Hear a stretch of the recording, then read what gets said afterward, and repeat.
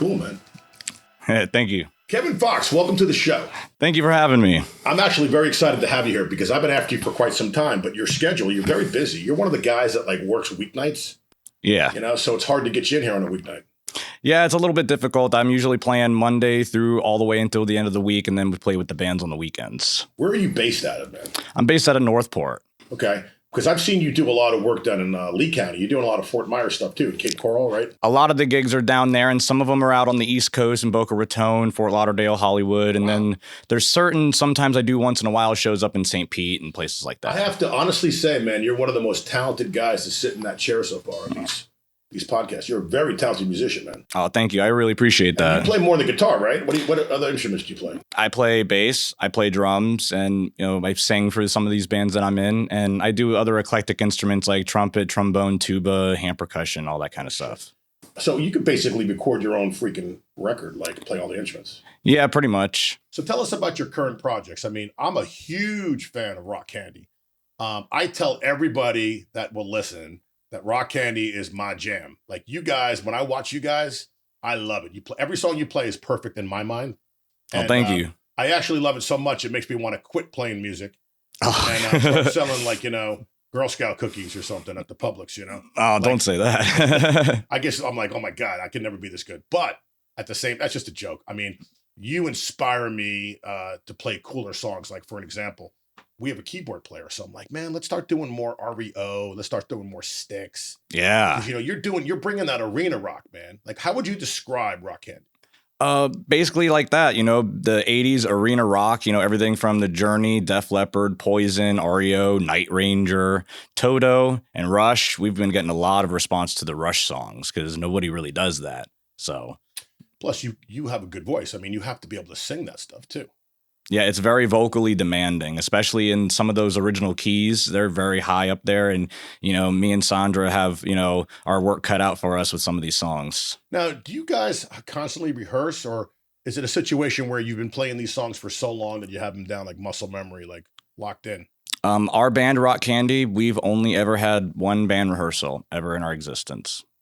Because everybody shows up prepared. Yes. Everybody knows the material. Yeah, basically we decide on songs that we're going to play, and we tell our guys, hey, these are the songs that we would like to do. What do you guys think? And if everyone agrees and thinks that they're good songs, then just, okay, let's learn them. And once everyone's ready, let's pull it out at a gig. Experienced musicians know how to harmonize on the fly. Yeah. Like I sang with a woman named Dana Cohen, DCX, we call her. She's currently the lead singer of Naughty Girl Band, and she also fills in with Jacked Up, but she can find where she needs to be on the fly and be there. You know what I'm saying? Absolutely, yeah. Doesn't have to rehearse it. She'll knows where I'm at, and she'll just go higher. Yeah, I've seen some of her stuff. She's really good. She's very good. Yeah. She's also a very good friend. So, other than Rock Candy, so tell us about some of the other projects you're in. My main other projects that I'm in, first and foremost, is my original metal band, Forged in Fire. And we're writing and releasing music right now. And we actually played our debut show at the Twisted Fork back in February on the 8th, opening for Wicked Serenity, the Godsmack tribute. That's serious stuff, dude. It's pretty serious. We played a lot of covers, because that's what people want to hear. And we whittled some of our original songs in there. And right now we're just recording and releasing our music. So who's in that band? It's myself, my best friend from high school, Brian McAlpine. Chris Orvis, who is in Yabo Tribe, who's actually Renee Dean's husband. Renee that was in Rock Candy with us, so you're probably familiar with him. Sure.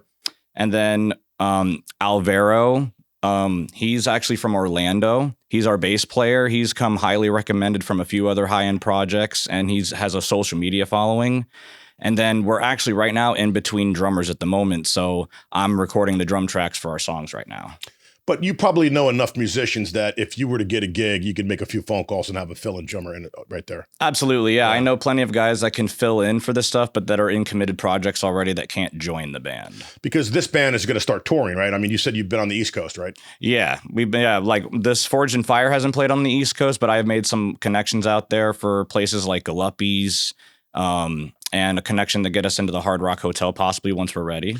Does Forged in Fire have tracks that are done, ready to go, like originals? There are 2 songs that are out on all streaming platforms right now. One of them is called Waves Crash, and the other one is called From Ash We Rise. So guess what? We're going to go ahead and put that song, one of those songs is going to go in this show. Awesome. So when we edit it, it'll be there.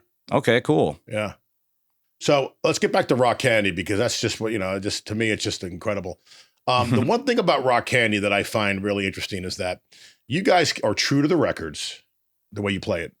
We tried. Thank you. I think that the vocals are outstanding. I mean, like, it seems like almost everybody in your band sings, man. Right? Everyone except for our drummer, which he has a good voice, but he's just, he's a drummer and, we can cover it all. So we don't have to have him add any backups or anything. You have male vocals and female vocals, which is beautiful because, you could do the female stuff like the Pat Benatar stuff, right? And then you could have her actually singing some of the male stuff too. Like my female singer will sing some male stuff, but it's interesting. I don't sing lead much, but when I do, and I have her backing me up and doing oh my God, I'm like such a better singer now because I'm like, I have a pro singing with me, right? Right. Singing the chorus, man. The harmonies. But nonetheless, I think the music selection that Rock Candy does is just an all-star hit, just one after another. I mean, I'm friends with Bill Kinney, the promoter of Paragon. Nice. And I said, Bill, man, I said, these guys are great. If I'm like open one Saturday or Sunday and I know you're going to be at a local seafood festival, I'll just drive down there, man, sit front and center and just dig on you guys, Thanks. I remember that was the first time I met you when you came out to the Sarasota Seafood Festival, and that's where I met you for the first time. And it's weird because I met Siren. I don't remember how I met Siren. Maybe I needed her to fill in like a year before that or something, and I was talking with her.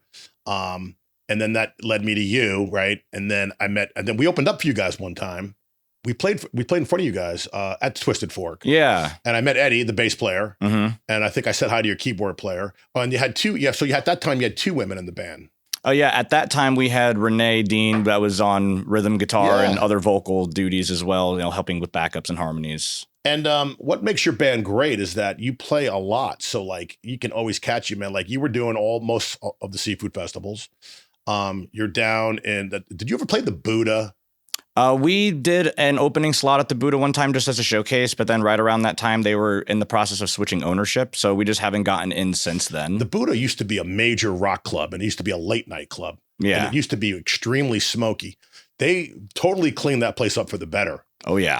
Bands wouldn't even go out until 10 and they'd play till 2 a.m. And, now we're getting older. It's like, who wants to be out if you don't have to be? But I used to live behind the Buddha many, many years ago. I lived in Fort Myers as a sales manager for Fox 4 television. And so I was going to the Buddha on a regular basis. But yeah, they needed to change the parameters. I think the new owner came in and brightened it up and got rid of the smoke, right? Absolutely. And put, new toilets in the bathrooms, cleaned everything up. It's really nice in there. Yeah, and there's a lot of good bands that come through there. The Smoking Aces. Do you know those cats? Oh, yeah. Smoking Aces. Yeah. So good. Joe Best and his band. Good. Yeah, they're really good. He has a wicked voice. That guy, and he's also like, he never takes breaks. That guy sings lead on every freaking song. Yeah, and they just, they'll elongate or whatever, and then he'll do different things. And yeah, it's like, it amazes me what he can do. So let's talk more about the shows themselves. So like, are you doing like 2 sets? You doing 3 sets? Are you one of those guys that like doesn't want to leave the stage and would rather take one break? Or are you like, let's do short sets? What we do usually for like a 3-hour show, we don't ever do 4-hour shows, just 3 hours or less, depending on the event. For the longer shows, we'll only take one break in the middle, 1 20-minute break, and that's it. So is it possible for you to do a 3-hour set and not take a break? Yes, it is possible. That's tough because I know at the seafood festivals, we go 90, but usually like I got to pee at some point. I'm like, you know what? If I was to go to 120, that might be tough. That might be tough. It gets a little tough after a little while. That's why I try to not drink so much liquid right before the show, do my warm-ups and hydrate like an hour or 2 before the show, get everything out of my system, and then try at least for the first hour before we play to not have any liquid, and then just save it for on stage. That's a great segue to the next question as far as your pregame, like when you perform. I'm assuming you don't smoke? No, I used to, but I quit. Yeah. Because I think, it's tough to be a singer and smoke or even vape, it's got to be tough. But do you try any lozenges, any teas, any herbal remedies, anything like that to help your throat? I don't do any of that stuff. The only thing that I do is I don't drink soda and I reduce my sugar intake. I don't drink milk in the evening time. I don't even drink milk during the day or anything like that. Nothing that has high mucus content in it or anything like that. Dairy products. Very smart.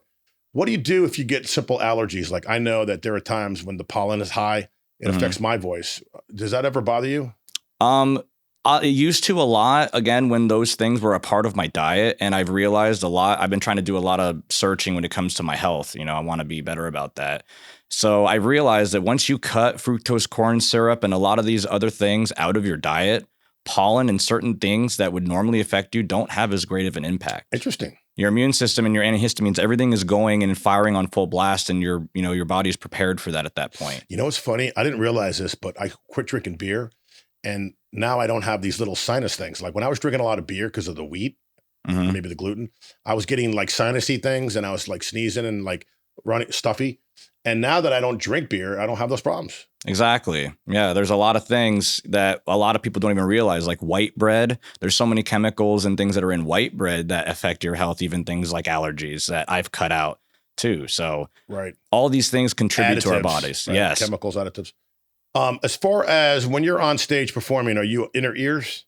Yes. Okay. Do you recommend that to all your bandmates, or are you guys using the wedges? Like how are you doing your stage? I recommend to everybody who's listening and watching who's a musician, always try to use your in-ear monitors or ear protection at the very least. You only get one set of ears. Don't ruin it. You know, I'm a better singer when I wear inner ears. Like there's certain clubs that we play, like the Gator Club, where there's a small room with a wall right in front of you. So you have to keep your stage volume low. Yeah. So, you know, you have no choice but to wear inner ears. But I know when I'm at the seafood festivals, I do enjoy kind of having using their wedges and kind of walking around a little bit, you know. Mm-hmm.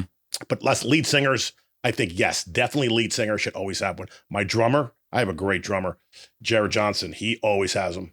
Yeah, that's the other big thing. If any band member is going to have the in-ears, the vocalist, the lead vocalist, and the drummer, because being a drummer myself, you know, from the experience, hitting the snare drum, all those frequencies whacking back into your face, your ears go into auto compression mode. Interesting. And then basically everything seems slower and your time perception gets thrown off because your ears are compressing the volume once it gets to a certain level. And that's why a lot of drummers play too fast live. It's because of that. Plus, you know what? The guys that like the heavy guitar guys, like my buddies from Sunset Strip, they don't use ears. And it's easy to get ear fatigue, man. Very easy. You know, they got loud amps on stage, man. Mm-hmm. And then, you know, who doesn't like that is the front of the house guys. They get pissed because their job is to mix you. And if you're too loud on stage, they can't really get a proper mix out of the front of the house. Right. Yeah. Now, do you guys have like your own system, your own setups, or do you just play venues that have, you know, PAs, or do you like, you know, what's your PA system like? We have our dedicated sound man. His name's Kevin Barrios with Late Night Entertainment. It's his company. He exclusively runs the sound and lighting for all of our shows, unless it's festival events like Paragon or at Twisted Fork, where they have their own high quality sound people and gear. Yeah, like Nate's great. He's fantastic. And you know who's really cool too, man, is Ray over at Paragon. She's good. Yeah, she's fantastic. We love Ray, and she's a cool person too. Yeah. She always makes us look so good. And you know, we recently recorded ourselves at one of these festivals, and we couldn't believe how good it came out. We're like, holy shit, that's what it sounds like front of the house. Because you know what, I just you know, I never go out there. I have no idea what it sounds like front of the house when I'm performing. I just take, you know, I trust that they have our best interests, right? You know, yeah, right. And everything's nice, and the bass is nice and low, you know, and the frequencies are all right. But so how many guitars do you keep on stage, man? Do you have one that's tuned differently, or do you all like? What's your situation on that? I keep two guitars on stage only. One that is this is my main, you know, this Les Paul, and then the other one that I use, I change between different guitars, but basically one with a stop tail and one with a Floyd, and that's it. That's all I need. And any drop tunings for certain songs like Round and Round by Rat and other things that are half step down, I use the drop pedal just to do it. Yeah, the drop pedals are wonderful. I mean, the old days they didn't have those, man. So there was a guy handing you a guitar, you know, all the time, right? Your tech would come out and hand you a guitar. But in today's world, you can boom. Yeah, that's how it used to be. You know, when different tunings or even, you know, whatever it is, you'd have a guy that has to bring stuff out. Or if you don't have a tech or a crew, then you got to turn around and grab a different guitar every few songs. Who does your set lists? Our bass player, Eddie, actually arranges our set lists for us. He's really, really good about trying to take our show and actually build a performance out of it. It has its ebbs and flows along the way, and then the climax. And he's really good with that. I agree 100%. I do our set list too, and I'm conscious of beats per minute. I'm conscious of what key each song will end and start. Mm-hmm. Flow, like you said, you know, we do find a way to put in that slow song for those older folks that do the belly bumping. So like we'll play something like Wonderful Tonight or Tennessee Whiskey, or there's a new song we're working on, the Journey song, that people like to have that one slow dance. Yeah, exactly. Know? Yeah. So let's talk now about, some of your influences, man, because, you're a guy that seems to know a lot of different styles of music. When you were a kid growing up, what were you listening to, man? Like, was it predominantly heavy FM radio, or did you inherit records from an older sibling, or, what was your jam when you were a kid? Well, it's kind of interesting. You would think that from my heavy metal background that I actually wasn't a lifelong Steely Dan fan, but they were one of my first favorite bands ever when I was about 5, 6 years old. Like the Asia album, Peg. Well, even all the way back to Can't Buy a Thrill from 1972 with Reeling in the Years and Dirty Work and all that stuff all throughout their discography. Pretzel Logic and Katie Lied were my favorites when I was a kid, and now I'm more appreciating the Asia record. I didn't like it so much before when I was a kid, I think, because there was so much eclectic things going on and so many different horn sections and longer songs. The song Asia itself. Yeah, that's an epic song. I appreciate it now way more than I did. There's nice drums in there, too. Steve Gadd, right? Steve Gadd, man, amazing. Oh, what's a good question? Do you think being a drummer makes you a better performer up front? I believe so. It does. I believe it does. And some people might not think so, but I think when you have, if you learn all the different instruments, or if at least you have basic understanding of the role of the instrument in the band in a mix context, then you automatically are already thinking of your other bandmates during the performances, and you're trying to anticipate things for them too. And a lot of musicians that aren't connected to the other instruments, they don't, they're kind of in their own world. I've seen guitar players and bass players and drummers that are they're up there doing their thing and they're just in their world. But I agree. I think that's the evolution of a band. I think as a band gets more experience, it gets better. There's a lot of things, obviously better songs, you play them better, whatever. But now, like, I'm better with my drummer than ever before, and he makes me a better bass player.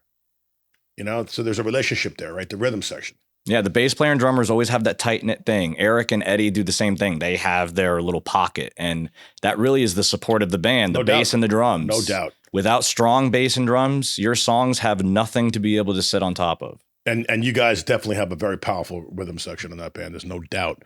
So now you're a kid listening to Steely Dan, which is phenomenal music. I mean, I don't know. You probably play a couple of their songs now. I do, yeah. They're not easy to play, right? That's all high-end stuff. But were you, like, thinking about being a guitarist back then, or were you thinking about being a singer? Like, what actually inspired you to pick up a guitar? I think it was the fact that, honestly, it might have just been because my older brother, I have 2 older brothers, and the oldest of the 3 of us, he got a guitar when he was a young teenager, but he didn't really play it much, and I could get in trouble if I went over and touched it. And like all little kids, what you can't have, you want. So I kept wanting to go over and play it, and I figured out how to play Secret Agent Man. And that was the first thing I learned. And I was like, yes. And it just felt so good. Now, do you suppose that you were able to learn that because you just happened to, you were born with a good ear? Like, you understand pitch and you understand, basic chord structure. I mean, like, I think that musicians are born. I think they're not made, they're born. I think that you were born with something. Do you agree with that? See, there's parts of me that say yes, but based on my experience as a vocalist and as a drummer and a guitar player, that when I first picked it up, it was absolutely terrible. And I remember, God rest my mom's soul, but I remember when I was young and when I was 14, she made comments to my dad when I was trying to learn how to sing, like, it sounds like a dying cat. He needs to stick with guitar. And, so I'm of the mindset these days that the musicians aren't born. In a way, it's like if you want it bad enough and if you want to be good, then you have to put the work in. And I've never met another really good musician who didn't work for hours to build their craft. Yes, no, there's no doubt you got to work your ass off. But I think timing is something that maybe you can inherit. Yes, timing. I think timing is like, I'm known for having very good timing. And I've always been like that, even before I picked up a bass guitar, because I was a wannabe drummer when I was a kid. But timing, I think, is everything, at that age, right? Because then from there, you can go and understand things. So now, okay, so you picked up a guitar, so you're noodling, so you're starting to realize, okay, I can do this. Did that then further your interest at that point? And then at that point, did your brother say, hey, man, it's okay, you can play my guitar? Oh, well, that didn't happen exactly yet. But what happened was after I kind of got bit with the bug, then I started noticing other songs more when I was, on the way to school in the car or with a little, Walkman thing, listening to different things, with FM radio. And I started hearing guitar more in different music I was hearing just in my environment. And it started speaking to me more. Gotcha. So now, were you part of the CD age? Like, or did you have albums back then, like records? Like, did you own? Did you go out and buy your own stuff, or did you have it in the house? There's some of it was in the house, and see, when I was young, because I'm 30 years old, I'm getting ready to turn 31, so I'm a little bit younger than some people might think. Some people would come up to me and be like, "Oh yeah, like you're only 30," but I grew up with cassettes and CDs, but cassettes were almost done. CDs were the popular thing. Streaming so cars still had the CD player in them. Yeah, so cars still had the CD player, and a lot of them had cassette players in them still. Really? Yeah, because the cassette thing went out. I mean, I'm old enough to know remember the 8-tracks on the cars, man. Yeah. But I used to buy cassettes and I used to collect them, and I used to love it when I went to the record store because like you would see all the cassettes for sale and like they would be in alphabetical order, and see Van Halen, all the V's, Yeah. But yes, when CDs came out, it was a game changer. Absolute game changer. Right? Yeah. I mean, it was super cool, super clear. The CD players were expensive back then. Everybody had to have one. Yeah. And then next thing you know, you started replacing your vinyl with CDs. Mm-hmm. And poor vinyls, they went the way of the curb, right, back then. Yeah, and now they're coming back. No. Which I wish love. I saved mine. So, all right. So what point did you like realize, okay, I'm good at this. Maybe I'm maybe good enough to go to the next level. Were you in a band, or did somebody encourage you to be in a band, or were you in a school play? Like I sang in our little school play in elementary school. And I saw that it was kind of cool to be up in front and center. I was fearless like that, and I wanted to be a leader and I wanted to be that guy. Other people thought I was crazy because they were petrified, man. Right. But I've always seeked the limelight. In a way, were you like that too? Sort of, yeah. When I was younger, I was a bit with the bug, and so I would join like in middle school. I would be in the music classes, orchestra and band and choir and stuff like that, just to try to fit as much musical classes as I could. Now, what were you listening to at this point? Now, were you listening to Zeppelin? Were you into the Stones? I mean, were you just everything, or would you say like I went through phases? Like I went through that Beach Boys, Beatles, Elton John, easy listening stuff. Yeah. And then I found the Rolling Stones, and I was like, oh shit. Then I got into the Who. Then I got into Zeppelin, and I was like, Zeppelin was like OMG, right? Yeah. How did your journey go in that regards? Well, when I was growing up, and after the Steely Dan, then I started getting in, Steely Dan, the Eagles, all that stuff. Another great one, man. That was the Eagles. That was the big one. Do you remember their greatest hits was like the #1 selling record for many, many, many years? Yeah, and now it's certified as, for the 20th century, it was the greatest selling album of the 20th century. Yeah, I think like that and Thriller are like with the top 2 or something. Yeah, Thriller is, of all time, just best selling record of all time is Thriller. Yeah. Oh, the Eagles are so good. Did you catch them on their last tour? Not on this last one, the Hotel. Well, no, that's not this last tour. But they're doing it twice though, because I saw the Hotel, then they came back with the Hotel. Now they're doing the Hotel in Vegas. It's like a third round of it. Yeah, the very first round of the Hotel tour, we went and saw them up in Tampa. Yeah, I was there, man, and let me tell you something. We were blown the freak away. We were like all the way back in the nosebleeds, man, but it sounded perfect. I know we were there too. We were up near the back. You were probably in our same row, dude. It was. I never heard a concert sound so good. Yeah. And the guy came out and he put the record on. Remember that? And, and then you see the guy in the cloak come out and just put the needle down, and then it starts from front to back. That was just so perfect. Brilliant, dude. Yeah, brilliant. More classic rock bands should do that. Like give us the whole album like that. Yeah, I really love that. It's funny. I saw Motley Crue and many, many years, and I loved Motley Crue. Huge Dr. Feelgood fan. But then I also saw them when Vince started going down the toilet. And I got to a point where I'm like, dude, I can't see this anymore because I don't want to think of Vince Neil like that. What are your thoughts on these guys when they get older? Do you think it's like they should keep going, man? Do you think that maybe they should say, all right, maybe I had enough? Like, how do you feel about that? I guess it's hard for me to say really, like from a fan and, perspective and from a listening perspective, it might be easy to assume like, you have your good years and your bad years, and, you get to a point and know when to stop and leave the good legacy behind. But from a performing perspective, I understand because I have a very deep emotional connection to playing live and playing music. So who am I to judge whether Vince Neil, as much as certain fans might not like what's going on now, or maybe they do, that maybe he still gets his satisfaction and enjoyment and fulfillment out of it. Yeah, I mean, he's technically still an artist, and he's creating art, right? Exactly. And, So and it may not sound like it used to, but to him, it's Plus, you know what? I mean, I'm sure there's a lot of money on the table, right? yeah, it's like Ozzy. He's not doing very good right now, and they have their last final performance in June or July for Black Sabbath, and man, is terrible and as bad as he's going on with his health wise, and even though he can't really sing as good anymore, if I pray and hope he can get into the studio and release more music, and I would be first in line to get it, and I still support it, and because I know it makes him feel alive, and that's what I love. One of the greatest things that ever happened, I think, is when Ozzy came back solo, and those first 2 records, man, were just monster records. I mean, everybody in the world. I remember we had it on cassette, and we would drive around in high school. The first one, Blizzard of Oz. Yeah. Oh man, I mean, that was just a monster record. That was a huge Was Randy Rhoads the guitarist at that point? See, now that's the thing. Yeah. When I started getting into heavier music, I discovered the live tribute Randy Rhoads live a album. Great one, dude. When I heard that, Crazy Train. Yeah. When I heard that I don't know, completely just it threw me over like a train. Just like what everyone says, it ran me over. But Randy Rhoads more so than Eddie Van Halen, and for you? For me, absolutely Randy Rhoads over Van Halen. Even though Eddie had a big influence too, but there was something about Randy that was, not typical.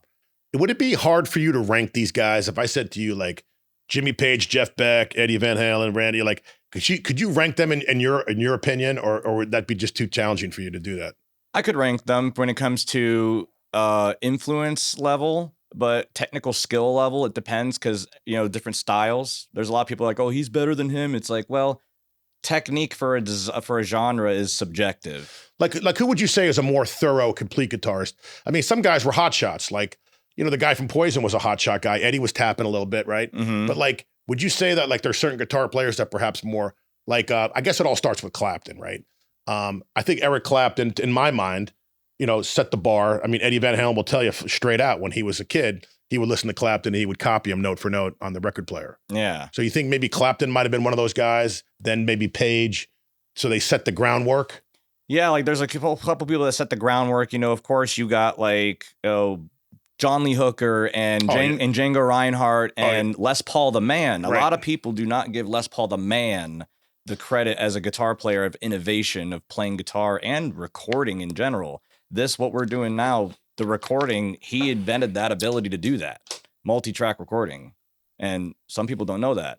So you got those guys, and then you have, Jimi Hendrix, Eric Clapton, Jimmy Page, Jeff Beck, all these people in the beginning that started taking that groundwork and building an even stronger foundation. Because all the guys that we're talking about that you love actually were kids listening to those guys. Exactly. So like, I'm sure, if Randy Rhoads was alive today, he may tell you that some of his influences were those guys, right? Yeah, Django Reinhardt was one of his people, just like oddly Tony Iommi from Black Sabbath. He was the guy that helped him get back into playing again after Tony's accident. A lot of people know about him chopping his fingertips off. So Django Reinhardt had a burn accident. I believe it was a burn or some kind of accident where these 2 fingers are gone. And they're gone, but they're kind of curled up. So he can only play guitar like this. And that's amazing. It is amazing. Listening to it, you would never know. Right. So those guys all set the groundwork for people like Randy Rhoads and then CeCe DeVille, people like those. You know the guy from White Lion, man? Vito something? Vita Brea or something his name is? I know who you're talking about. There's a song called Wait. And the lead in that song, to me, is just phenomenal. When you get a chance, when you go home tonight, listen to the lead in Wait by White Lion. Yeah, I'm going to take a listen to that. But, I also was a big Southern rock guy growing up. I'm older than you, and I had older brothers and sisters. So I was listening to a lot of Allmans and Skynyrd. Then I got into the Outlaws, right? And then I fell in love with Stevie Ray Vaughan. Oh, yeah. And I caught him when he was young in his career. He would come to New York City, go to those Summer Pure concerts. And a lot of people didn't know who the hell he was. And he only had that first album out. And he was just a freak and just playing with ferocity, man. And the way he would just bend those strings and right? I mean, what do you think about Stevie Ray Vaughan? He was basically everything that Jimi Hendrix was amped up to 10. Everything that Hendrix did, that was awesome and amazing. I basically look at it as Stevie Ray Vaughan took that and kind of took it as far as it will go and just blew it away. And you know what? I know there's a lot of guys out there now, but I think Stevie Ray Vaughan is never going to be. He can never be another Stevie Ray Vaughan. I think he was so unique. Never. There could be people close to him. But you know who my new favorite blues guy is, man? And I've seen him many times now, is Joe Bonamassa. Oh, yeah. That dude's a beast. He really is a beast, yeah. I mean, the tones that he gets and the sounds that he gets and the way he sings really well too, man. I mean, there's a song he does called Mountain Time. Check it out. It's there's many versions of it, but my favorite is the Royal Albert Hall in England. He does a show there and it's epic. It's just, it puts the hair on your neck stands up, and you get, when you hear this thing, you get this feeling, man. It's like, I'm usually listening to it at the end of the night, or I'm smoking a cigar on the pool and I listen to it with my headset, and I'm just like, it's the greatest thing. Hell yeah. So let's talk more about some records now. So like, I don't know about you, but like Led Zeppelin 2 was the first thing I discovered before Led Zeppelin 1. And then I went to 4, and then I figured out there was a 1 and a 3, you know? Yeah. But what were your thoughts, some of those amazing riffs from Zeppelin 2, man? Like, that must have blown you away, too. It did. I definitely, for my stylistic perspective, I gravitated more towards Zeppelin 1, those songs, to believe it or not. But then again, I mean, like, The Ocean and Black Dog, I mean, those are such iconic songs. What would you say I know it's a hard question, but what's your favorite Zeppelin album, if you had to pick one? I'd probably have to pick Zeppelin 4 all around. I'd probably have to pick it all around. I agree. It's a great album, and that's up there for me. But you know what I would say? What? And this is after lots of consideration and lots of listening. Physical Graffiti. That is really, really good. That's an epic. It's a masterpiece, man. Yeah, I mean, some of their most biggest hits they've ever had was on that but album. Even the stuff that's not hits are just like, you know, there's some folk in there, there's some blues in there. You know, there's a lot of different things and different sounds on that record, man. It's a double record. Yeah, and there's a lot of experimentation, a lot of new sounds, synthesizers in there. Yeah, and you know what I think happened later in Zeppelin? I think John Paul Jones became more popular, or more like recognized, that he was doing more with the band and producing more with the band. I think there might be a documentary about how maybe Jimmy Page was going through a dark time and maybe didn't have as much influence on some of the recordings towards the end, and that John Paul Jones kind of took the ball and ran with it. But to me, there was more, we can have this conversation with Rush too, because people were upset with Rush because they started going into too much synthesizer. Because as a 3-bass, they were unstoppable, right? Yeah. You know, him on bass, I mean, one of the greatest bass players, rock bass players, that Rickenbacker sound he got, and they were tearing it up as a 3-piece. And then he went through an entire phase, man. It might have even been like a large part of the late 80s where he was just doing nothing but synthesizer, right? Yeah, it was mainly just playing synthesizers, you know, and there's an interview with Alex Lifeson and him saying like, man, I'm just sick of the synthesizers already. We're supposed to be a rock band.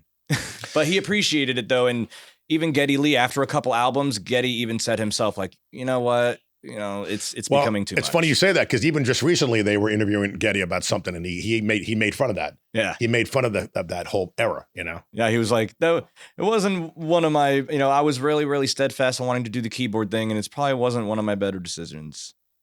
You know, I'm blessed to have seen a lot of really good bands, but honestly, there's some bands I haven't seen that I really get pissed because I could have. I never saw Rush. And, you know, the greatest rock drummer, or maybe one of the greatest rock drummers of all time. I know people will say maybe other people, but I think that Neil Peart is just a monster. And I think that a lot of younger drummers probably looked up to him. Yes. Even though his kit was so massive, dude. Like, I've been played with a lot of different drummers, and I think less is more sometimes. Mm-hmm. But he did play. I mean, he had a huge kit, and he did play everything. I mean, the freaking guy would turn around and play drums behind him, and he even had a freaking gong. He was one of those drummers that proved that more is more. Right. So he could pull it off. He pulled it off. Can you imagine having to be his drum tech and all that all that setup you got to go through, man? Christ. That's not a fun job, I bet. I mean, it probably takes you a full day to set that thing up. Yeah. Then you got to break it down. Probably pays real good. Oh. That's an all-day project, I bet. I saw an interview in his drum rack, I think, the 40th anniversary tour, the drum rack and all the hardware was coated in 24 karat gold or something like that, I think. I don't remember. Don't quote me on that. What do you like now that he's passed, you know, and I don't know, like, do you think like some of that stuff's in a museum somewhere, or like what do you think happens to that gear of his? You know, I'm not 100%. I think I heard something about that 40th anniversary drum set, for instance, being in display at either the Hard Rock in some state or somewhere. hey, do you ever I go to don't know. NAMM, the NAMM show in California? I have not been yet. So I've gone a few years. Okay. And sometimes they'll have unique things like that. Like Keith Moon's kit was on display. Wow. And, you know, his kit was little. He must have been a little guy. He had a little kit, you know? Like John Bonham to me, like of all the drummers out there, I always loved his style because I felt like he had a heavy foot and he was a powerful drummer. Yes. And, you know, I always liked that. But then I've played with guys that have really good hands. And, you know, I'm not just saying jazz hands, but like they have a different sound, you know, they're able to do more fills and things like that, you know? So I guess there's a lot of different types of drummers that I dig on. Who are some of your favorite drummers?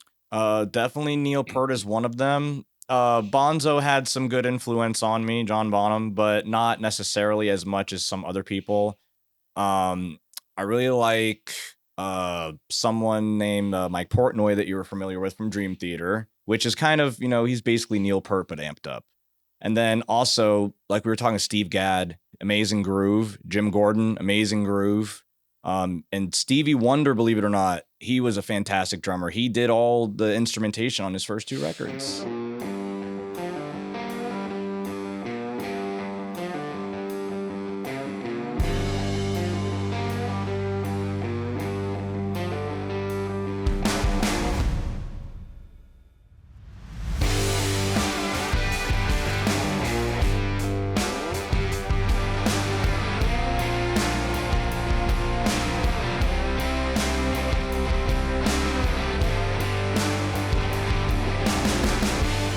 How did you get into drumming? Like, how did that whole? I'm assuming you started with guitar. Started with the guitar. So then, yeah. how did you fall into drumming? That started when I had a high school, actually it was a middle school friend that I would go to his house and play. And he had a really sick drum set. His name was Jonathan. And it had a big old bloodshot eyeball on the front head as a design. And it was just so intriguing to me. That's cool. And he was a good drummer. And we'd sit there and be jamming. And I just was like, let me try it. And it wasn't that great. But I just was like, this is so fun. Because that's my theory, dude. You were born with timing. You had rhythm. You were born with rhythm. You didn't realize it. You had rhythm. Probably, yeah. Like, I think the timing thing is something that you're born with, but then like everything else after that is like you have the timing and now you have to use it Right. and utilize it and learn how to get the most out of it.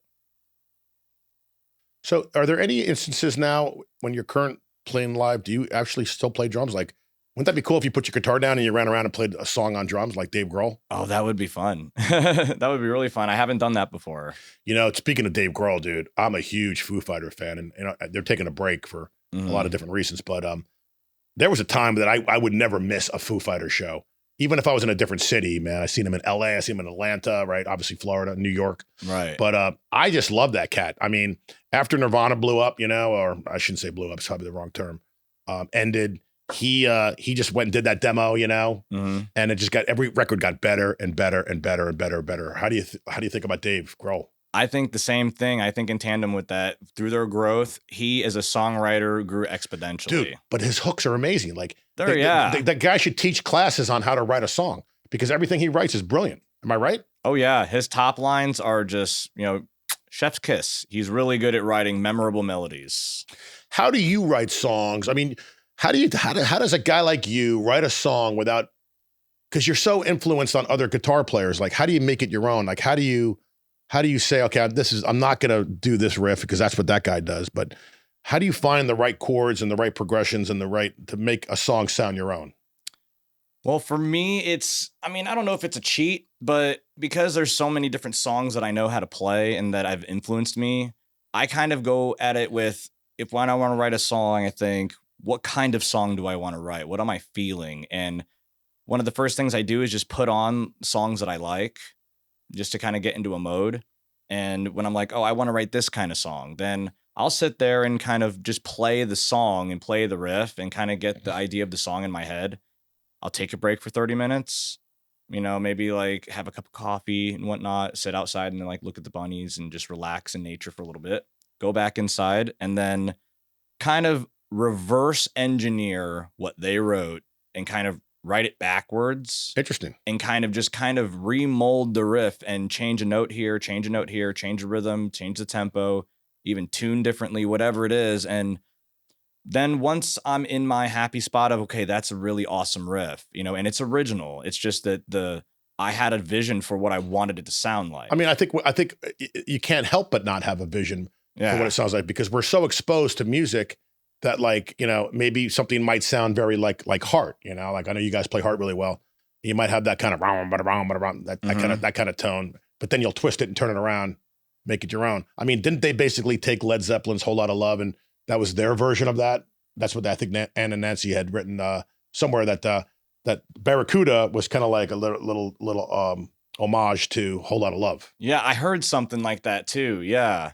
And believe it or not, Whole Lotta Love, I think, is a callback to an old Freddie King song. I'm sure it is. Or no, it was either Freddie King or maybe John Lee Hooker. I think it was an old blues song, and even the lyrics, everything. Well, like the Lemon song, I think they went to court over the Lemon song or something. Yes. Because, but then again, Zeppelin, if you take a look at Zeppelin 1, and I don't know if there's recordings that ever came out before Zeppelin 1 came out, but they were basically a cover band, just like the Stones. Mm-hmm. They were covering all their favorites. And, one time, I guess, sat down and said, look, you got to write your own songs, man. Like, it's time. Yeah. And Keith he was on Howard Stern, and Keith talks about how they wrote songs for commercials, and they wrote songs for other bands, and it just, they had to learn the process. Mm-hmm. Yeah, and it is a process too, especially when you've never written your own songs before and you're so used to playing covers. Now, covers are obviously, you're very good at covers, and that's paying your bills.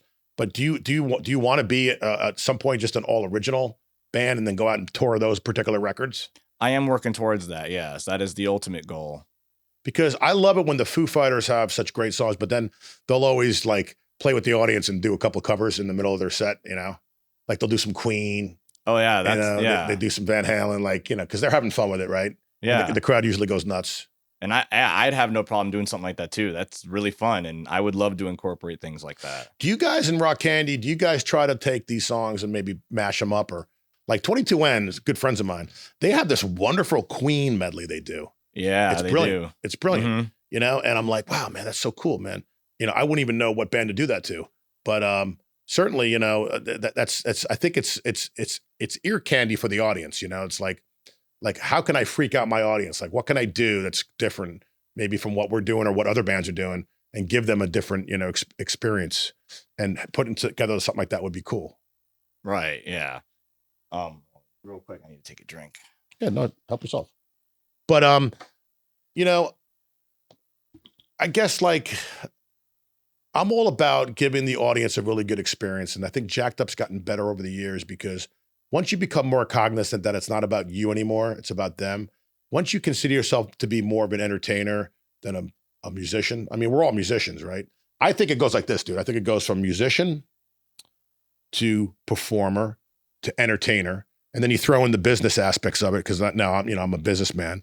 But now it's like we're playing Donna Summer, and we're playing things I never thought I would play. And some of it I don't even care for. But you know what? I see the dance floor going nuts, and we're getting callbacks from venues, right? So like now we're starting to play to the audience and giving them a different experience. What are your thoughts on that?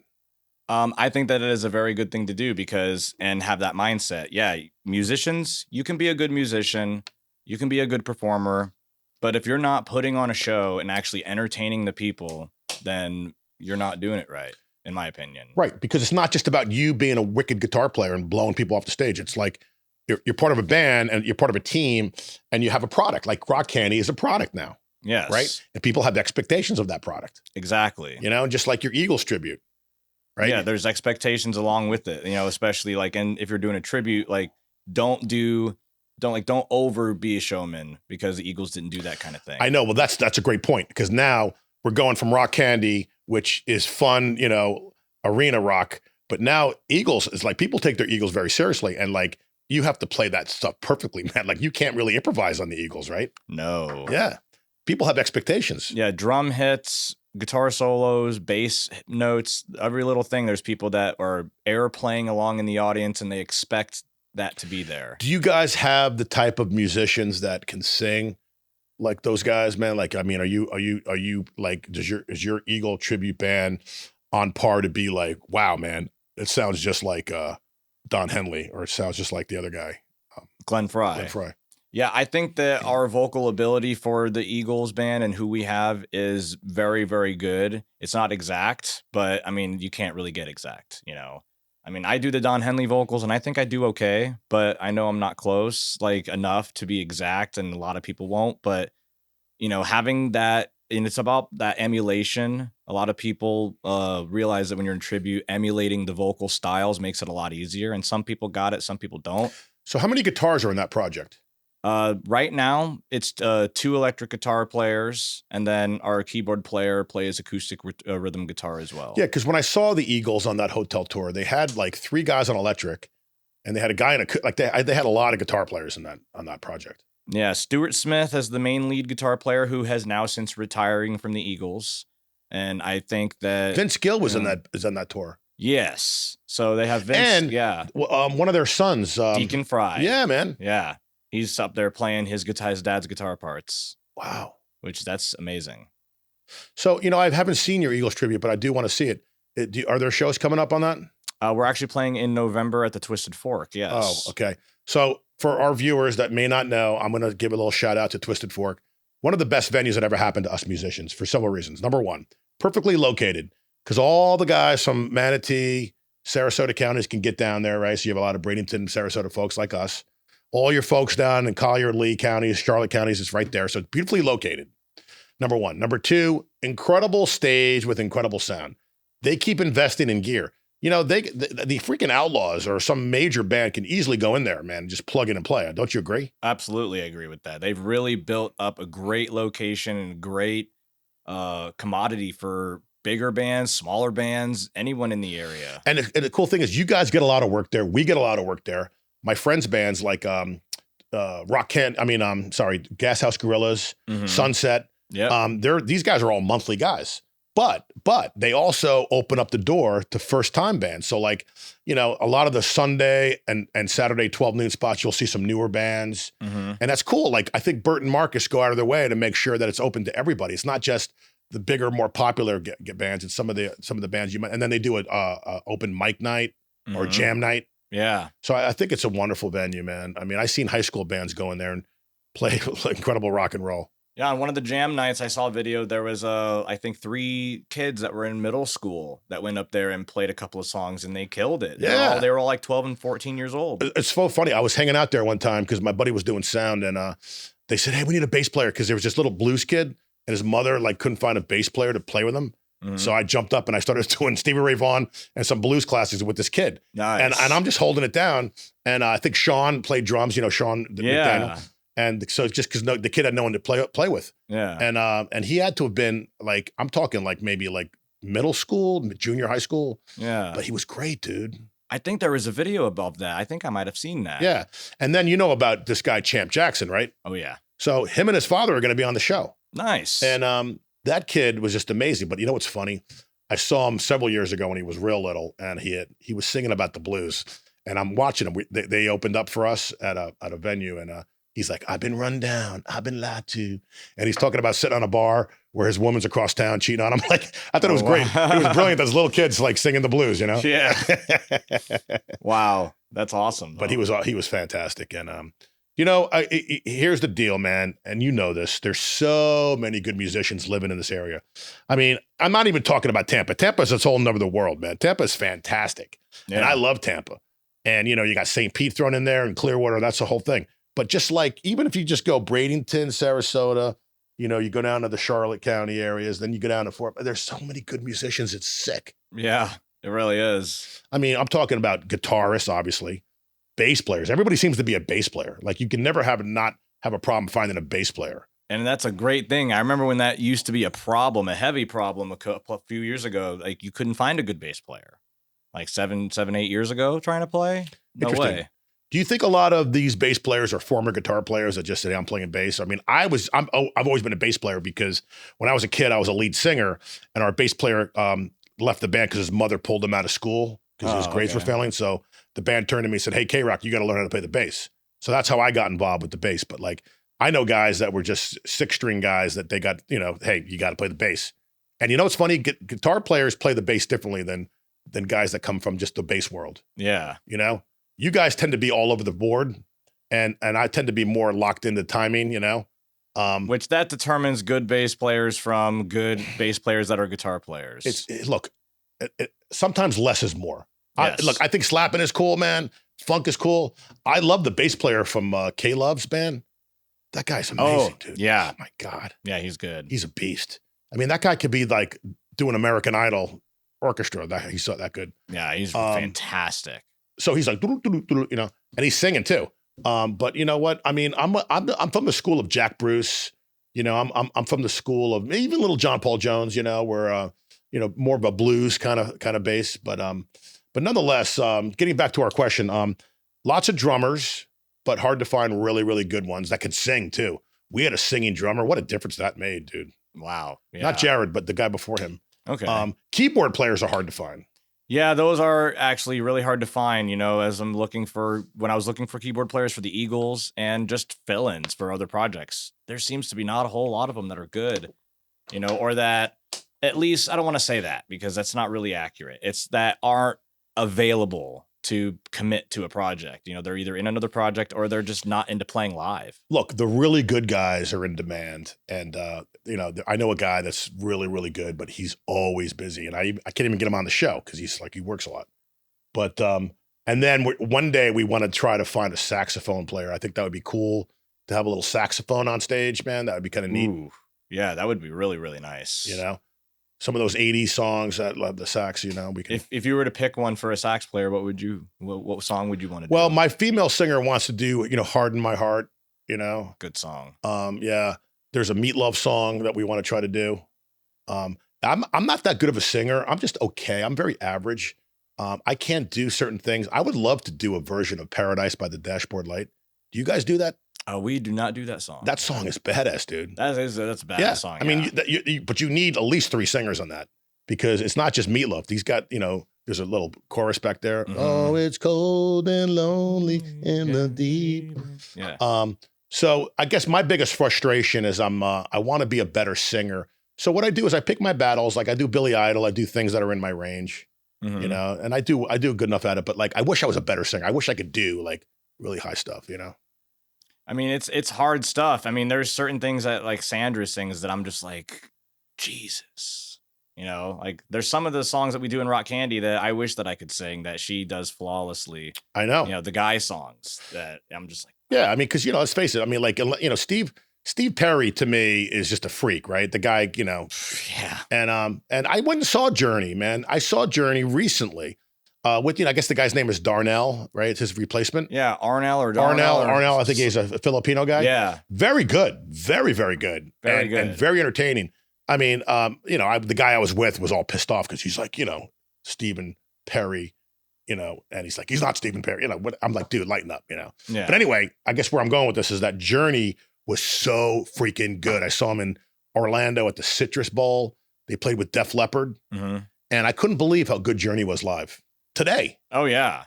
Like, they're still fantastic live. Neil Schon has to be the most underrated, underappreciated guitar player on the planet. Yeah. Because you don't really hear his name much, but that guy's freaking amazing. And his songs, and even that guy, who's the guy that has the podcast show? He's a producer out of Atlanta.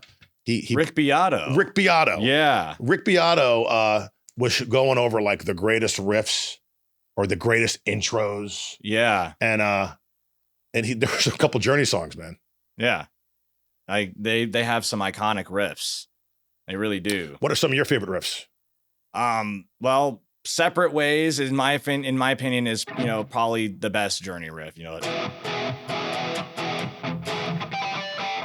Like that's heavy, Yeah, because then the keyboard's like, wah, wah, yeah. wah, Underneath it. I remember that video came out. That was a great video. Yeah, it's cheese in all the best ways. Yeah. It really is. We can have a whole conversation on Journey, man, because they have so much. I was listening to their greatest hits recently, and it made me go back and watch an old 80s movie about wrestling. It was called, what's that movie? Gosh, I got to think of the name of it real quick. But Only the Young. The song Only the, it's called Vision Quest. Oh, okay. Okay, so Matthew Modine plays a high school wrestler, and he's got to train to beat the state champ, and he falls in love with Linda Fiorini's character, and it's this great soundtrack. You know, Sammy Hagar's on it, and all these really cool bands. He ends up winning at the end and stuff, and but that Journey song was featured heavily in it. Only the Young, as he's working out, his training montage. And then you got certain, Faithfully, Open Arms. I mean, gosh, we can talk about that all day. Any way you want it. Their stuff is so good, man. Yeah, so good. He was another one of those guitar players, great melodies, and same with the vocals. Memorable hooks. Timeless. Right. And the keyboard player, too. I mean, not only does he play keys, but he gets up and plays guitar, too. Mm-hmm. So they're such a great band. And then Def Leppard. Now, let me tell you about Def Leppard. Def Leppard, to me, I mean, these guys can still sing really well. They can still harmonize really well. Some singers get better with age, man. Yeah, they really do. And Joe Elliott is one of those people that has shown, like, yeah, you can still do it, and they sound fantastic, and all their backups are amazing still. What are some of your favorite Def Leppard songs? I definitely like Rock of Ages. Hits me in a good spot. The song Hysteria, great. Oh, I was just working on that recently. Song. I was practicing that. Yeah, fantastic song. And that kind of thing. Is that in D, or are you doing that in D flat? It's in standard. Yep. That's such a great, sweet sound. Right? Yeah. And I think that was a change for sounding for them, because like prior to that song, that came off, was that the Pyromania record, or it came off the other one? That song is on the Hysteria. That's Hysteria. The song Hysteria. Yeah. That album is a great album, but that song was a real pleasure. It was a real treat, because it was different than their normal stuff, Yeah, it really was. And you get that. I gotta know tonight, right? Yeah. Oh, it's just good stuff. And so that's what I love about Rock Candy, is you're keeping these songs alive, bro. I mean, you're playing the soundtrack to people's lives. You know that? We're trying. I mean, these are fantastic songs, and people love them and want to hear them. So why not? And the new one that we just added into the set, wow.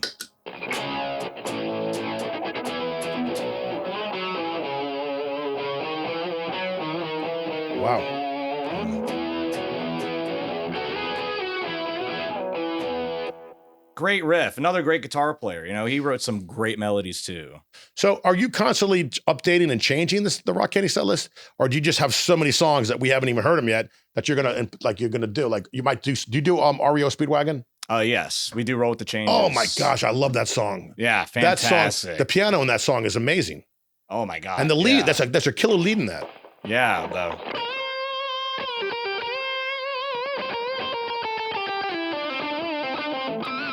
all that, yeah, like great solo. What about Boston? Yeah, we're learning Peace of Mind and have that out that we just started playing recently, but Rock and Roll Band has been the Boston song that we've been. So do you know what's funny about that record? That record came out in 76? 76, yes. Dude, that record is still relevant. Like if you listen to it today, it's still like it sounds like somebody could have just recorded it. Yeah. They were ahead of their time. Tom Schultz, man, what he did on that record was just incredible. Yeah, I mean, he invented all of his own equipment to make the sounds, and he recorded everything in his home studio, and he played everything. A lot of people don't know that he played all the instrumentation except for the drums. I love the bass lines on a lot of these songs. They're perfect bass lines. And I had a chance to meet some of those guys. They were in an all-star jam. In fact, they used to play in Fort Myers. It was called the American Vinyl or American All-Star Band or something like that. And it was an all-star band that came around and they played in Fort Myers. I forgot who it was that ran that band, but also bands like you guys are doing Kansas, Foreigner. Oh yeah, I mean that's great stuff, man. Yeah, they just got in the Rock and Roll Hall of Fame too, which is great. I just heard you doing. Heard a video of you singing "Two Tickets to Paradise." Yes, that's one of the songs I do as well. I sing lead on that. Nice, yeah, that's awesome. Because Eddie Money is like kind of like in my some Eddie Money is right. Some of his stuff is high up there. Yeah, yeah. It's funny because now when you hear the guys coming around toward, like he's passed, but other bands they're all tuned down now. Like Billy Idol tunes down now, so he's different now than he was in the records. I love Billy Idol, and I'm trying to convince my band to learn the live version of "L.A. Woman." He actually calls it "Portland Woman" because he was in Portland when he recorded it live. Yeah. So instead of "L.A. Woman," it's "Portland Woman," "Portland Woman." And nice. It's such a great jam, dude. Oh, it's so good. I have to look that up. I haven't heard that version of it yet. Yeah, it's a live Billy Idol. Steve Stevens, Yeah, what another beast. Oh yeah, he was great, and finger picking and all the different stuff he was doing. It was very unique for the time. He wasn't doing the typical what all the other '80s guys were doing. Now, I lived in L.A. in 1990, and I remember the Sunset Strip. There was a lot of those 90 guys, and what they made them do, like Gazzarri's and all those places like that, whiskey. They made the bands buy all the tickets in advance, and then they had to go out in the street and sell them. Okay, yeah. So they can make back their money. Because it was very competitive, and I guess the Barners might be cheaper. They were not the kind of musicians, but there were bands like Rat, back then. I said White Lion earlier, right? Mm-hmm. Motley Crue had already made it, so they were already as did Poison, but there were still a lot of those bands that were trying to make it. Yeah. And they were playing up and down. You obviously you were too young for that, but that was a really cool era in music because. That was like hair metal was great and it was fun, man. And then I guess they say, right, Kurt Cobain and the Seattle Cats came in and ended. Oh, do you believe in that?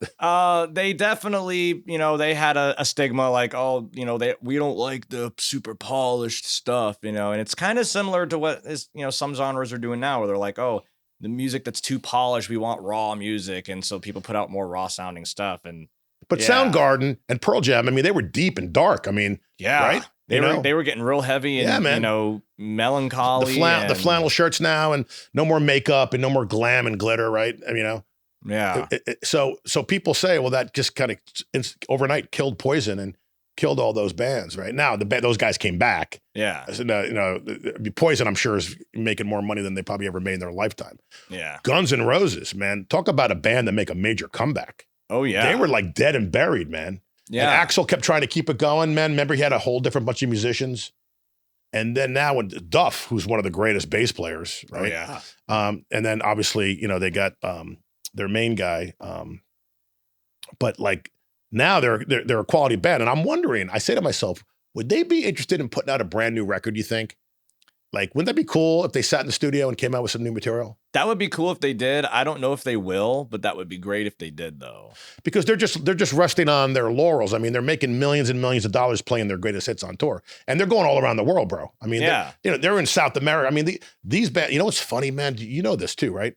Is when some of these bands go to like Germany and like Paris, like Blue Oyster Cult. I had a chance. We opened up for them, and I hung out with Eric Bloom and Buck Dahmer backstage, and he was like, "Yeah, we're getting ready to go to Paris," and they love playing in Paris because people in France go ape shit over American rock and roll. Yeah, it seems to be the theme that in Europe, they really like and cherish their rock music a lot more than people over here in the West. But the Germans love the hard shit, man. Like Kelly Schaefer was here, and he came on the show, and he was just getting ready to go on tour. And man, he was telling stories about how these people sing the lyrics along, with them, like these foreigners are singing the stadiums. They're singing the words that he wrote, and he can't believe it. Yeah. It's amazing. Like, I don't know what it is, but I guess it might just be because of the popularization of other more modern music from the West. But, well, his band was Atheist, and they were like one of the first bands to come out. It was like one of the kind of like that screaming kind of rock out of Tampa. A lot of these bands came out of Tampa. Came out of Tampa. But what happened was it died, and these guys even broke up for many years. But what happened was it got resurrected on the internet. It got resurrected. People were like putting shit on YouTube. So now a whole new generation of kids were finding Atheist and learning about it. So now he would go out there and he couldn't believe he'd see all these young kids in the audience singing and jumping around to his music. That he was shocked. That's awesome. Wow. That's very cool. So, hey, in these final minutes, man. So tell us, let's talk about your social media. Like, how do people get in touch with you? How do they find out what your new project is like? How do they know about Rock Candy, the Eagles thing? Is there something else you're doing as well? Well, my Forged in Fire metal band, and then one of my other, ventures is I'm building my own recording studio, so I'm recording people as well. Nice. And I also build my own guitars. No shit. Yeah, that's actually, I brought one here today if you wanted to see it. Could we see it? Could you bring it out for everybody? Absolutely. So what's the website? Is it like Rock Candy FL or what is it? Yeah, rockcandyfl.com. And then everything is on Facebook. It's the same. For our Facebook page, Rock Candy FL. So I'm going to let the listeners know, if you guys have not seen Rock Candy, I highly, highly recommend you go. I believe in you guys 100%. You're my favorite band. You're one of the best bands. And thank you. That means a lot. and it should be, because I see a lot of bands, and I'm not talking bullshit. You guys are the real deal. Thank you. I fantasize that one day you're going to call me up and say, we need a fill-in bass player, man. Can you jam with us? You are on our list. That'd be awesome. You are on our list, yeah, because we have a list of fill-in people. That'd so be hysterical. You are on there. And Eddie's the kind of guy that would say, "Yeah, man, here's what I do." You know. Oh yeah, he would be so accommodating. He'd be like, "Oh yeah, you're filming. You know what? That's great." I was in New York this weekend on a high school reunion, which was fantastic. Mm-hmm. And I had the bass player from Naughty Girls, Nick, jump in and play. And I called the next day to see how he did. My band, he said he was perfect. He did his homework. He knew everything. He was fantastic. He was a pleasure to play with.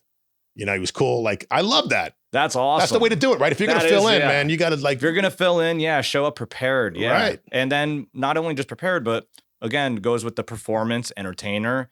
Don't be a statue. You know, there's some people that fill in that, they're nervous. You know what my problem is, bro? Is I don't smile enough. And I see myself on video or like pictures, and but I'm happy and I'm enjoying it. But like, my mind's racing about shit. Like, I'm saying to myself, oh, man, are they going to make enough money tonight? Or did we bring in enough people? Or like I think about business shit when I should be just focusing on entertaining. It's a problem I have. I'm trying to get out of that mindset. I'm trying to like smile more and laugh more, you know?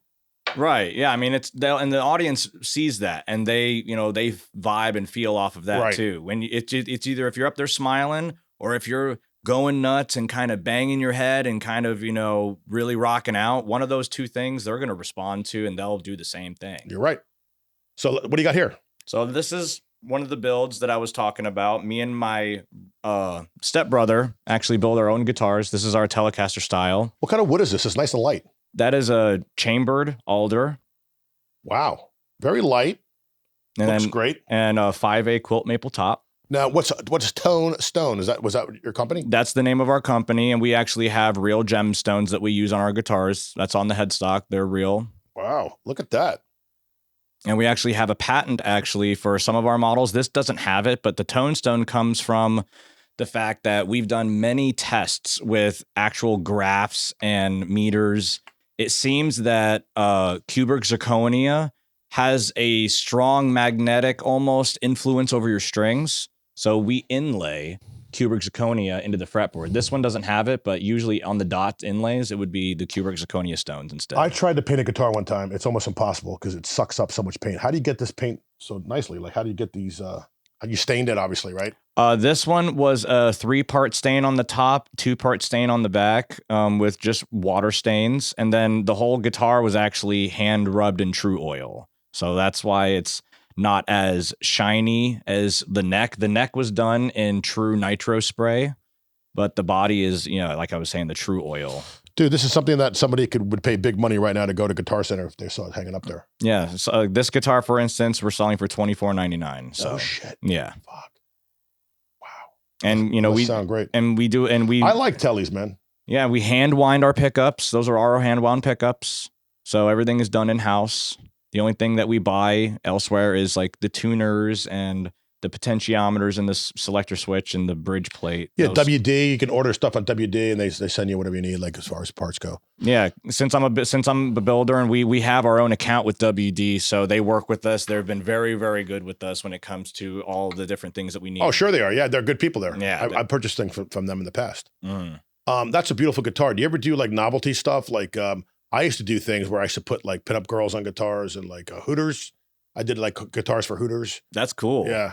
I've never done something like that. I've always wanted to, though. I mean, these are real player guitars. That's the stuff that I did was novelty that would go on the wall. I mean, Right, you can play it, of course. Oh yeah. But that's the real deal. I mean, that's Yeah, this is definitely. I mean, it could be a showpiece too. That's why it's you don't have to have a flamed maple neck like this in order to play guitar well. Like that is just an aesthetic premium. it looks beautiful. Man. Thank you, appreciate. Now, that. do you play your own stuff on stage, or are you just doing the Gibsons and the what are you? You have a Fender, you have a Strat, you have a Tele. What do you have? Gibson is my main brand, and then Gibson and Kramer and Jackson, but usually Gibson and Jackson are my number one go-tos though. Okay. Because I know when I was growing up, a lot of the bands that I was in, a lot of guys were playing Fender Strats because it was more of a blues bass kind of thing. Yeah. But I love the Tele sounds, and a lot of the classic rock albums that we grew up listening to, like I think Zeppelin 1 was some of the stuff there was a telly, right? Yep, Zeppelin 1 and 2 were all his white Telecaster with the reflectors on them that he stripped and put the paint job on that he refers to. It's called the Dragon Telecaster. That is what's on those first two records. And we know that our Keith Richards is a big telly guy. Oh, big telly guy. Yeah. Yeah, and he had a big old humbucker in the neck. He had I believe it was a 53 Blackguard. And then he put a Gibson humbucker in the neck position. So you're also a student of this stuff, man. Like, you really study this kind of stuff, right, man? Like, you know what these guys are playing. And I have a huge affinity and to a sickening degree of what people play in their gear over the years. It's helped me influence my gear decisions too. You know, I like that sound. Why does it sound like that? So we're in the closing seconds here. Like, where are you headed, man? Like, what's your future look like? What are your goals, man? What are your aspirations and dreams? Like, where do you see yourself in a couple of years? Well, I'm looking forward to the new and exciting things that are coming from my original band, Forged in Fire. And then there's also a famous worldwide touring guitar player from the 80s. I'm not allowed to speak on who it is, but I am now his new guitar tech. Awesome. Yes. And so I would be leaving for South America at the end of July. That's going to be a wonderful experience for you, man. I'm looking forward to it. I've never been out of the country before, and I'm really looking forward to the experiences. You know, Bobby Schneck, who was on my show, he was a tech for Aerosmith. And nice. When the rhythm guy was in the hospital for a couple nights, he was forced to play live with Aerosmith. He did a couple shows because he was a guitar tech and he knew basically all the songs. Brad Whitford was in an accident. Wasn't serious. Well, it was serious, but he was out of commission. So they had no choice but to bring in the guitar tech. Isn't that crazy? That is really, really crazy. And, you know, that actually happens a lot more often than, you know, people know about. Well, ZZ Top isn't Dusty, the former bass player, isn't the new bass player his old guitar tech? I believe bass so. Tech, yeah. I believe it is, yeah. And everyone knows about, you know, in the 1990s when Metallica played Guns N' Roses over in Amsterdam, and there was a pyrotechnics accident, and James Hetfield got third-degree burns on the left side of his body. The guitar tech knew the song, so for the next 6 months while he recovered, he just sang, and the guitar tech played all the songs. Yeah, I remember that. Yeah, he had like something on his. Yeah, he had a big old cast and everything. Man. Yeah, his hair was half burned off. Wow. Man. Yeah. So, because, you know, they have special X's and they have special designated points for pyro live for these big shows. And you have to be very wary of where you're standing because of accidents like that. And now they have it now where there's systems where there's like laser trip sensors to where if you are in the designated blast zone, it will not allow it to go off for safety reasons. You know, it's funny. I was watching something about Taylor Swift's tour, and she, you know, had these massive stadium tours, right? With, you know, she played in front of millions and millions of people. I'm not a big fan of Taylor Swift, but I do respect what she's doing. Yeah. You know, and I know a lot of women, young women, love her to death. But there's one thing. She does her own stunt where the stadium, something opens up, and there's a green light that tells her that only she can see that she can dump in, and she like dives in. Now, I guess they must catch her, or there must be a pad for her down there that nobody sees. Something like that. But then she's swimming, and they show her swimming across the entire stadium. Like, wow. You know, like, I don't know if that's fake. That part's fake, but nonetheless. So she said that she has to make sure because there was one time that it was still red and she was ready to jump, and she has to wait till it turns green before she jumps into it. So I'm sure that every large arena that has a big show like that, there's a lot of safety protocol. Yeah. Like, remember the Motley Crue guy, man, he was going up on a roller coaster? Like that, they have to test that shit out, right? And they have to make sure it's safe. Yeah, they have to. You know, you can't risk those. And he got stuck one time, dude. He got stuck one time. They had to someone had to climb up and get him out of there. Oh, wow. Yeah. That sucks, though. Like, I mean, I would be scared if I got stuck up on one of those. But there's always that chance, right? There is, yeah. But you know that, like, look at Kiss, man. I mean, Kiss, and I always ask every guest this, and I have to ask you this before I let you go. What your thoughts on Kiss are? Because some people love Kiss, some people hate Kiss, some people have no opinion on Kiss. But Kiss, to me, is the greatest American rock and roll band. You love them or hate them. Look what they did with their staging, their pyrotechnics, the stuff, you know, and they inspired so many young kids. I mean, I know I was a kid. I had the record. My friends all came over and we looked at it and we played it. And we were like, wow, man, Kiss, you know. What are your thoughts on that? My honest opinion is that Kiss is the greatest rock and roll enterprise company to ever exist. And for a lot of reasons. Merchandise, stage show, pyrotechnics, lights, props, costumes, they started it all. Musically speaking, it's not really my bag of tricks, They have some really great songs. I will give them that. Some of it's But cheesy. And, Some of it's yeah, cheesy, you know. blah. Of course, Rock and Roll All Night, great song. American classic. Strutter, that's probably my favorite Kiss song. Detroit Rock City, man. Rock Candy Yeah. would blow that out of the water if you guys did that. That would be a fantastic song maybe to do. So, I mean, yeah, now that I think about it, that's probably my favorite Kiss song now that I think about it. But Strutter's up there too, though. Strutter, yeah. Yeah. That,